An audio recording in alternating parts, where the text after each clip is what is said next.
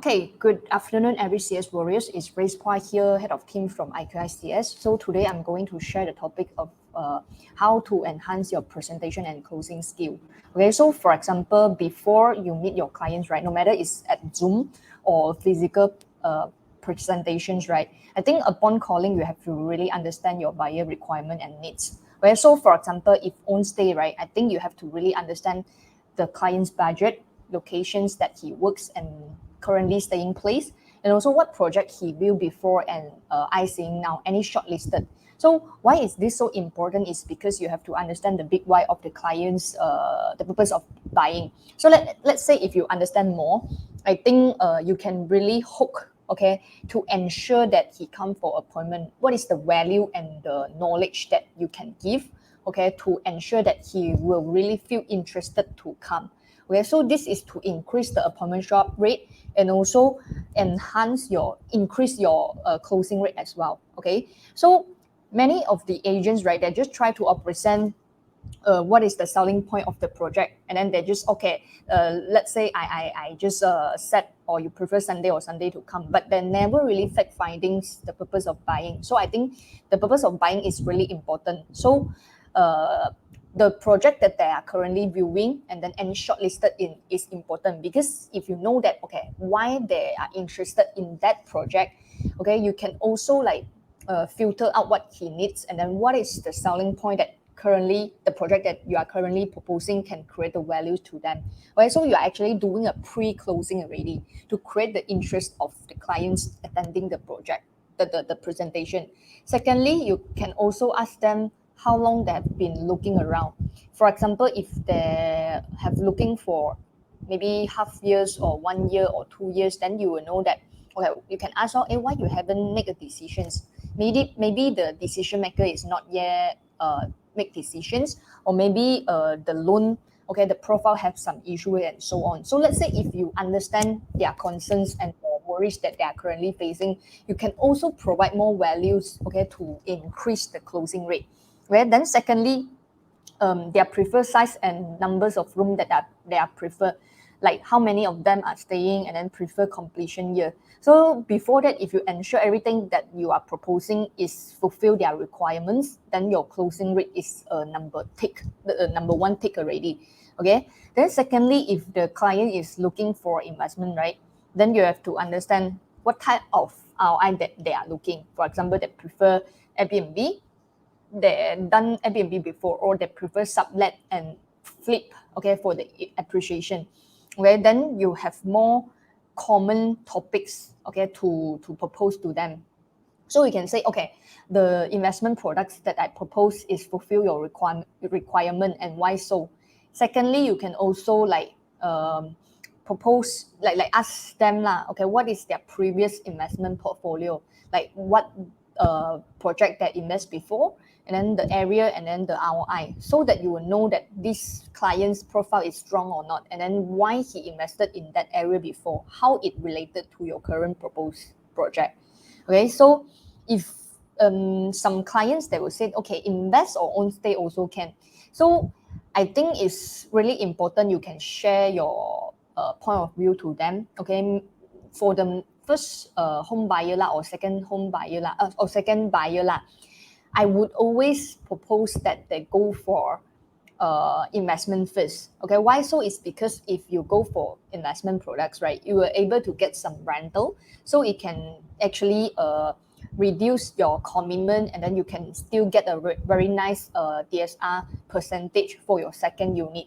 Okay, so I will ask them whether you where do you stay right now, whether you have a house and property to stay or not. So let's say if they have, right, then I will say, okay, you continue to stay with your family or rent first. Then your first property go for the investment first. So after you're making money, you can actually use the cash flow to put into your second properties as a down payment, or maybe can reduce the loan amount and so on. That's how I will convince the clients. Well, secondly, when you confirm what their needs, right, you have to really send the customers, okay, that you really understand what they need. for example, I will reply in the WhatsApp, okay, as spoken in the calling just now, I understand you are looking for 600,000, 3 rooms, and then buying for on stay, and then only prefer PJ areas since your family, they are actually studying and working in PJ. Okay, so like this, you are actually addressing and reconfirming the purpose of buying. Okay, so if he reply yes, or if there is some info is not correct, he will actually do a correction and reminder there. Okay, secondly, after I confirm, right, then I will actually send the brochures and also the selling point. Okay, that this, okay, to reconfirm, okay, just now like this, okay, so PJ I will propose, for example, this series or maybe First Hill is because of it is low density with the greenery park and so on, so it can create a really harmonious environment for your families, especially you mentioned you have parents that like to jogging around, for example. I will use this selling point to remind him, okay, what how this property is going to benefit him. Okay, after that I will actually send, if it's Zoom, I will send a Zoom link. So if it's a physical appointment, I will say, okay, maybe right now it's a Tuesday or Wednesday, then our appointment is on Saturday or Sunday, then I will say, okay, I will remind you again, give you a call again on Thursday or Friday. Is that okay? So I will get a confirmation and a reply first. If he said yes, means that he's a keen buyer, so I will call again on Friday or Thursday. Okay, and then I will actually ask also more people to join in.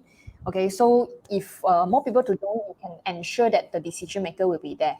Okay, then upon the presentations, right, no matter it's Zoom or physical, I think break ice is really important. Okay, so to break ice, I think you have to understand the client's DISC. So the client is a dominance, or he is a influences type, or he is like steady, slow and steady, or maybe he is very C type one. Okay, more reserved and then more technical person. Okay, then I think at the first 3 minutes to 5 minutes when you are doing introduction for yourself, right, you have to really use the language and then the channel that the client is, and then you try to connect the Wi-Fi with your clients. Okay, so the first 3 minutes upon you are shaking hands with your clients, upon you are doing Zoom, right, I think break ice is important. You can introduce yourself, right, as like okay, what makes you different with others agents and clients. Okay, and then like previously, okay, how you help your clients. Okay, so who you are is really important, and why you are selling this project to the clients is also important. So it's so-called a 3 minutes opening introduction, okay, to let yourself and your client break ice first. Okay, secondly, try to verify again on their needs. Okay, for example, when they come, right, you try to verify again. Okay, so during the phone call, or if you are getting appointment from other callers, right, you try to verify again. Okay, your needs is looking for 3 rooms, and then PJ area you prefer lower density. Okay, so today I'm going to present you this and that. So is that okay? Try to break ice and refresh again what is their needs. Okay, so secondly, as yourself, besides of sharing that how you help your previous client, I think you also can share about your experience of being a buyer. So if you share about your experience being a buyer, like previously where you bought, okay, it will create an attention from the buyer, because they would like to know that you're actually standing at their shoes. So as a buyer, okay, how do you see these properties? How do you see this project? Sometimes it's not only proposing the benefits and the good point of the project. You can also share about something that you see the weakness of this project. But when you say this weakness, right, you have to really prepare about how do you counter it. For example, why do you say about some weakness is to create a bonding and agreement with the clients. Nobody will always like to be sold, but they like to listen to story. They like to listen to some very honest and also some genuine comments and feedback. Okay, so you can also share about, okay, as a buyer, right, okay, how you going to see this project, and then why this weakness you can accept. For example, I can say, okay, actually I bought Wang Samanju, or I bought PJ before. Okay, I agree that this location is a bit traffic jam. Okay, but I would say this route, right, is more smooth if compared to others route like Cheras or maybe Old Client route. Okay, let's say like if you are selling PJ project, why so is because of LDP, it's just a very straight route where you don't have to really pay attention on the traffic lights and so on. If I'm selling PJ project, then people will accept, okay, they understand that it's traffic jam everywhere, but why LDP, why PJ? You get the agreement first, so people will feel like, oh, you are genuine. Right? Secondly, you show the comparison. Okay, so this is not necessary, but sometimes I will do so. This is because I want to create a trust, okay, and also let the buyer know that I'm actually very experienced. Okay, so I'm not only selling one project is because I want to sell, but I also handling different other projects. But why do I select this project? Is because out of so many projects, I'm really confident in this project, and why so? Okay, so this is to prevent the customer after see this project that they go and look, see from other agents, they click another ads again. Because I want to really hook this client, right, to really tie up with me, to ensure that even this client, he is not paying booking on the spot, even though after that I have to follow up, they will get back to me to create a trust and also reputation in between. Okay, so when do the closings, right? Okay, before do closing, okay, when you are doing a presentations, right, I think it's really important that you create an agreement in between.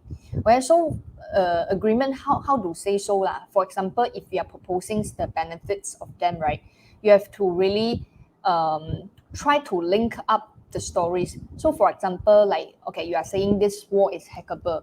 Why so? You have to really understand how many of them are staying, and then how he going to modify the layout, okay? And then you have to give the imagination to them. For example, if you are hacking this wall, so you can put some bed here, and then you can put a wardrobe here, and so on.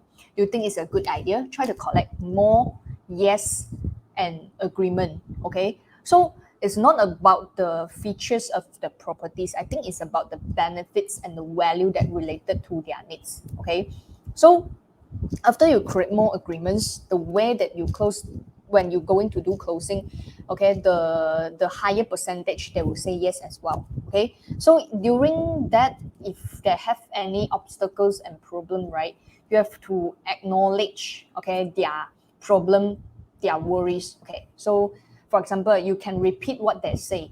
Okay, like, okay, you actually worries about here is higher density, okay, because here got how many units, am I right? You have to really get agreement and acknowledgement from the client first. So let's say he say yes, then maybe I will ask, okay, how do you think, how do you define its lower density on your mind? Okay, is that maybe 500 units or 700 units in how many echoes? You have to ask the questions. So normally I don't really object the clients, but I will acknowledge their concerns and then ask them, okay, why you think so? Have you ever experienced like the disadvantage of the high density before, or it's just heard from your friends? Okay, why would you think 1,000 square feet in three acres is considered high density? And then I will slowly, okay, share about my point of view, okay, and then slowly resolve the concerns. Okay, so when you questions the objections, right, you will let the clients or to really speak out, okay, why he thinks so, okay, and then you isolate the objection and then answer the objection. So that's the best way to communicate, because we actually prefer two-way communicate with the clients. So instead of like always the agents like to, you know, only talk about the project benefits and so on. Okay, so just now I mentioned about if you create more small agreements, okay, then the big yes will be happens. Okay, so during the whole presentation I will ask, okay, and then not only about project, but I will also ask about the market. Okay, so I will actually use the questions, right, to let the client say why he want to get this property, or why he think now is the right time to buy property. So for example, okay, don't you think right now the market is soft? Okay, then he say yes, or maybe he say no. Then you can actually fact finding further. Okay, currently the bank rate, do you think is quite okay? but it's slowly increasing. Okay, so right now bank, they're actually offering a good package before end of this month. So do you think it's good time for you to secure a good package, and do you want a good package? So I will actually ask some other questions that related to closing as well, besides asking the benefits about the project. Okay, and also I will try to recap again about the LCDAP, which is the location, concept, developer, and then the price and package, and also the accessibilities of the project. So for example, okay, do you agree that these locations are out of the whole PJ project of 40 projects and so on, and this is like this series, this is the only township development that come with 10 acres of greeneries, and then it also come with the commercial. So if you go to other township, you don't really find this kind of concept. So I will actually ask the client. So let's say if he agree, okay, then I will actually go for the concept, developer, and then the price and package and so on. Okay, so besides that, I also will ask about the clients previously. Have they really checked about their loan eligible for how much? Have they know and aware of what kind of documents that they need to prepare? This is slowly to lead them to the closing part, and then you will know that they are actually well prepared for the properties, or they are still have many things on their mind. So let's say if you talk like this, right, you're not direct closing or to collect booking, but you are slowly leading them to the closing part. So let's say if they are ready, right, then they will actually answer you about these questions. Okay, and then you can slowly guide them. Okay, you can prepare the list, the document list for me, and then what is the EF panel bank list in our project and so on. So let's say if they are feeling comfortable, you can say, oh, why not we can actually prepare the document and go for loan application. This is another way of closing. I don't always like ask, oh, we book this unit, we book this unit. I don't really say so, but I will slowly use the loan part to do soft closing. Okay, so let's say if the clients, they're okay, then I won't go for the comparison. But let's say if they are not okay, they have their concern to say, okay, I want to compare. I still want to see some project. I need to ask my friends, because I just started to survey, or I need to ask my parents and so on. So I will, if they say about this, right, the first, if compare around, then I will share about the comparison chart to show what is the pros and cons of each project. For example, he has some project in their list. Then I will actually ask them, what is the project that you're seeing and you're putting in your list? And then I will slowly to point out, okay, why do you like this project? Okay, what is the good point that you like about this project? What is the bad point? Then second project, third project, I will repeat the same thing so that I'll help him to find out what is more suitable for them, and then filter out something that is not suitable for him. Okay, so let's say if they said, or they want to compare around to ask and also ask the parents and friends, right? Then I will ask them whether their parents, okay, I will ask them, your parents are normally what they will respond in your previous experience. Are they kind of like very supportive one, or they have any concerns or opinion?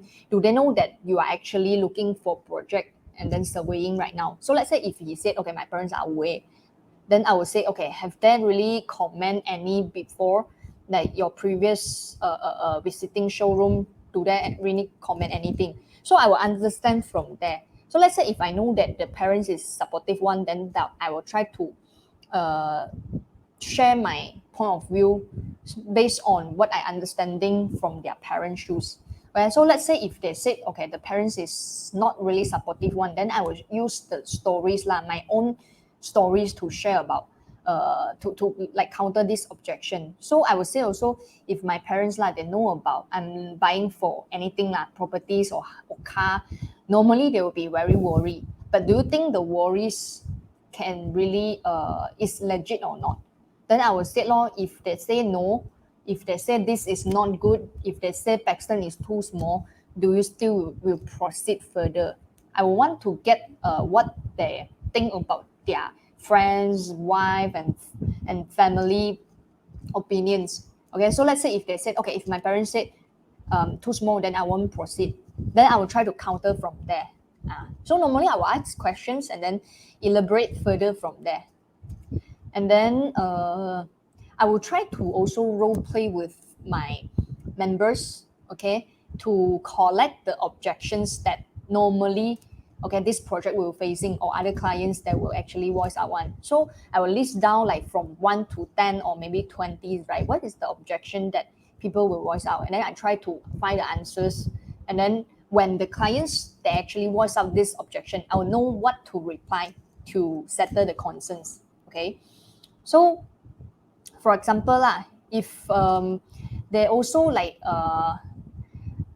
they have a certain concern, they are not confident on the rental and so on, I will actually provide an extra info, the facts like Airbnb occupancy rate and then how much is the rental and so on. I will try to let them know what is the worst scenario that will happen, okay?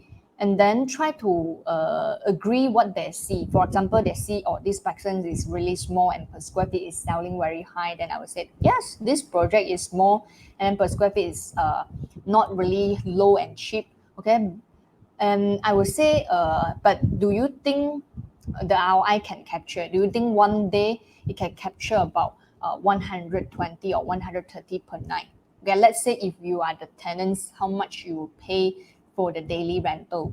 Then slowly I will calculate for him, okay? So I will say, okay, if you look at per square feet, it's high, but if you look at the absolute price, like it's only 300,000. So do you think after 5 years, okay, the appreciation will happen, the inflation will happen? So do you think it's possible to sell it at 350 or 380 or 400,000?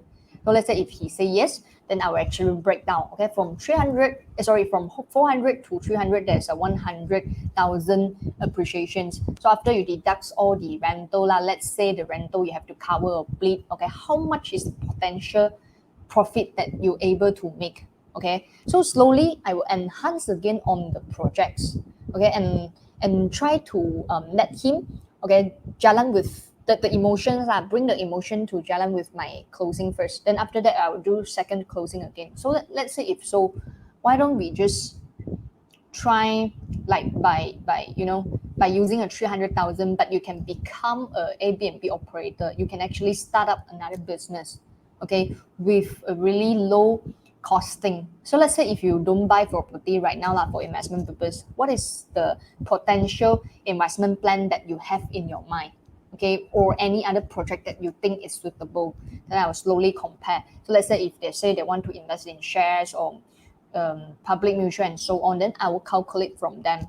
If they said, oh, they want to compare the rental, I would direct research the rental that they are mentioning. For example, they look at Ampang Ashram, or maybe they look at the Ate Solaris, okay, if compared to Paxton, then I will actually analyze it with them. Okay, what is the potential clients for your properties, and then the resale value and current property market price there, and also who is the target audience, like the age and then the occupations and so on. Yeah. So normally if you in the middle, right, I think there's two ways lah. One is discuss with them, two is negotiate with them, okay? So this is really important as the example that I show. Okay, so after closings, right, let's say if the clients really not agree and they decided to go, okay, how I suggest is like you have to follow up after the appointment to send the thank you message to them. Okay, so appreciate your time to coming for this presentation, this appointment, and then you can try to enhance again this project, right? What is the points that he likes, okay? And then what is the point that he don't like, but then you already counter. For example, he still concerns about the price per square feet is high, but you have already mentioned that the absolute price, and then if compared to, for example, Tropicana, otherwise the per square feet is higher and so on. So you can actually show them the facts that you prove, and then you try to remind them again. Okay, so okay, before let them go, I would like to also, maybe we can actually get the agreement with the clients. Okay, so you need two days or 3 days to discuss, or you need to think, right? So 2 days later, for example, nighttime around 8 o'clock, can I call you? Okay, so if he say yes, then you just set a reminder at your calendar and then call him on time. Okay, so this is to ensure that you create an agreement with the clients, and then you know that what time to follow up with the clients, and then he won't like or not really receiving call or ignore you. Okay, so if he ignore, you can actually say, okay, remember 2 days ago we have agreed to follow up, to update each other by this time. So I tried to call you, but you didn't receive the call. So can I call you again after 1 hour, or we reschedule the time that we talk again? So this is to ensure that you will follow up the client, whether it's a yes or no. At least you know what happened and how to counter again. Okay, then second, you can get the testimonial. For example, even after appointment, if he thinks the values that you're providing is good, you can actually ask them to rate your appointment. How do you think the appointment just now from level 1 to level 10? Okay, you can give me some feedback so that I can know where to improve myself. So let's say if he give you a 10 marks or 9 marks or 8 marks, right? So you can actually ask, oh, what is the thing that I can improve for there? Okay, so you can also use that. If you think it's a proper way, you can actually screenshot and then you can send to your other clients. Okay, this client actually, he is from this background, and then he also looking for investment. So you can use these stories, right, to actually hook others clients attention. You can also tell the clients that, oh, this client actually looking at the same unit that you are looking, and then the purpose of buying is very similar. Okay, but he booked or he didn't book is because of what something like that. But you can try to follow up from there, because people like to see stories telling, and also they will relate themselves with other clients. Okay, so this is create more content for you to follow up with your clients. And also, if he thinks your service is good, you can get referral from them. Okay, so after presentation and closing, I think it's also very important that you can add on and enhance your presentation slide and also the materials that you use for presentation. Okay, so every time you meet clients, you will actually face different objection and obstacles. So if you can amend, okay, you will actually, your presentation will be keep on improving. Okay, so after you prepare and amend, right, you can use some to blast to your previous clients who attend your presentation before, or that you just doing calling and following up. Okay, blast to them. Okay, so yeah, I think this will be some tips that I share for the presentation and closing. Okay, so yep, thank you so much, and I hope this section give you some info. Thank you.